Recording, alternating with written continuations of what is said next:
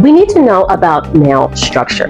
Nail structure and the different components that make up the nail.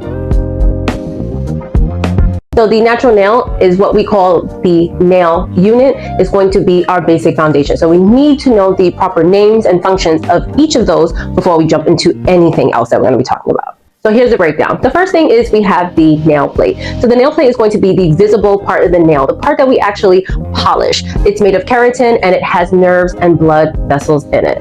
Then we have the nail bed. This is going to be underneath the nail plate, and this is what supplies all the nutrients. It's very rich in blood vessels, and this is why your nails look pink. So a lot of times you'll see nail plate and nail bed always get confused and people say the wrong term. The best way I can always explain this to students is think about nail bed as a bed frame. If we have our bed frame, what goes on top of the bed frame? Your mattress. Your nail plate is like the mattress. The nail bed is like your bed frame. Then we have our matrix. So your matrix is the growth center of your nail. This is hidden underneath the skin at its base. And any type of damage to your nail matrix can be permanent, and this is what can actually change the shape and the structure of your actual nail.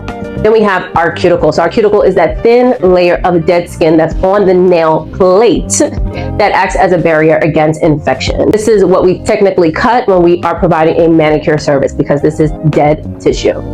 Not to be confused with the eponychium. So like nail plate and nail bed, cuticle and eponychium definitely get thrown around and it could be very misinterpreted. So your eponychium is the living skin at the base of the nail plate that protects your matrix. Then we have the hyponychium. So this is the living skin that is underneath our free edge at our fingertips. So if you turn your fingers over, you'll see that you have some type of skin that grows up, and some people have high hyponychium, some people have regular hyponychiums. You might not see it. Our hyponychium is skin that is there to protect the nail plate. So if anything gets inside, it's not going to get onto the nail plate because that hyponychium skin is there to protect it. Then we have our free edge. So your free edge is the part of the nail that extends beyond your fingertip. This is the part that we usually shape and file. So anything from when you turn the hand over that is revealed from here to here, that is considered your free edge. So the next thing we have is the lanula. So this is the whitish half moon shape that you sometimes see at the base of the nail plate. So that is actually what the matrix is. So think about that half circle being a full circle. The other half is the part that we don't see, and the part that we do see is the lanula.